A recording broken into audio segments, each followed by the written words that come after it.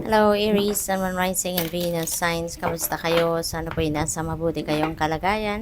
Welcome back po sa Star Tarot. Kung bago kayo dito, welcome din kayo. Thank you for your support. I truly appreciate it. God bless you all, Aries. Yung reading na po ito, this is timeless. So kung kailan nyo po ito mapanood, that is when the messages are meant for you to hear. Planting seeds, seeds of grace are being planted in the fertile soil of my soul. Ayan, so parang spring season ito sa buhay ninyo, Aries, na ngayon ang binibigay na pagkakataon sa inyo para magtanim or magsimula kayo ng mga bagong ganap sa buhay ninyo or magsimula kayong mag-take action towards realization of your dreams or towards kung ano yung mga ina-envision ninyo, no, para sa sarili ninyo. Kasi ngayon siguro nandiyan na yung mga pagkakataon, nandiyan na yung mga oportunidad, no, na makakatulong sa iyo para makapag-build ka na ng strong foundation, no, patungo doon sa pagtupad mo ng inyong mga pangarap. Emerging into grace, I open my soul to grace. Ayan, so ang iba siguro sa inyo rito, no, makakatanggap talaga ngayon ng mga biyaya. You are going to be filled with joy eventually because the universe is going to shower you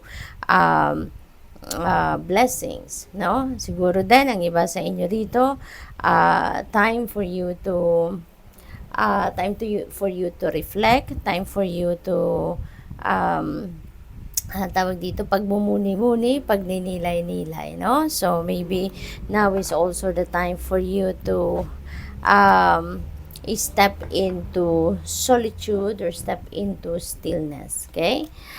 Savoring pleasure, I fully embrace bliss in my life. Ayan, so this is one way also of parang pag-i-enjoy ninyo, no? Pag-i-enjoy ninyo sa mga blessings na binibigay sa inyo ng universe. Whatever it is that life is offering you. So ngayon, i-enjoy ninyo ito, no? I-embrace ninyo ito. And that is what's going to make you happy. We have dwelling in truth. I stand in the light of truth. Ayan. So, this is really a beautiful energy din. Kasi, naninindigan kayo or maninindigan kayo sa kung ano lang ang totoo. Nandoon lang kayo sa kung ano ang tama at nararapat, no? So, yun ang ganap ng iba sa inyo rito. So, tignan natin kung ano pa ang mga mensahe para sa'yo.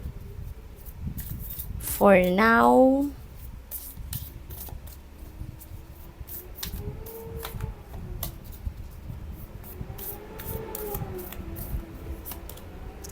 be bold and make the first move. Ayan. So, pwedeng related ito dito sa planting seeds, 'di ba? So, ngayon, binibigyan kayo ng pagkakataon ng universe na magsimula kayo ng mga ng steps na kailangan ninyong gawin, no? Para makalapit kayo doon sa inyong mga pangarap, sa mga goals ninyo. So, you're going to be bold and fearless and make the first move. Kasi, di ba, walang progress, no? Walang magiging progress or walang magiging development, no? Sa kung ano man ang inyong mga plano or mga ideas if there is no action na gagawin ninyo. If you are not going to take action, if you are not going to take the first move, wala, no? Walang planting na mangyayari, hindi ba? Don't let your past hold you back. Ayan. So, wag na ninyong hayaan na yung nakaraan daw ninyo rito pa. Yung parang magkaroon pa ito ng malaking impluensya sa inyo sa ngayon, sa buhay ninyo sa ngayon. Wag ninyong hayaan na mag-hold back kayo, no, from dahil lang sa inyong nakaraan. Wag ninyong hayaan na yung inyong past relationships or past experiences pa ang pumigil sa iyo or mag-prevent sa iyo para maging para maging successful ka, 'di ba? It's time to move on. It's time to leave your past behind. What else? We have a personal issue reaches resolution. So, ito, magkakaroon na kayo ng siguro kalinawan sa inyong isipan. No? Kaya kung ano man yung internal conflict, no, na nararanasan ninyo, that is going to fade away na. Magkakaroon na din kayo ng clarity of thought, magkakaroon na kayo ng clear direction of where you are heading. Okay? Kaya napakaganda nito na finally mapapawi na, no, yung parang pag-aaway ng isip at ng puso ninyo. May mga bagay na hindi kayo mapagdesisyonan siguro, hindi kayo certain, no, of what you are going to do, ano yung stand ninyo about something, kasi naguguluhan, no, ang sarili ninyo, ang isip ninyo at ang damdamin ninyo, parang hindi sila mag-agree sa bawat isa. What else? We have don't let pride get in your way. Kasi naman, Aries, kapag pinaandar natin yung pride natin, maraming masisira ito, no?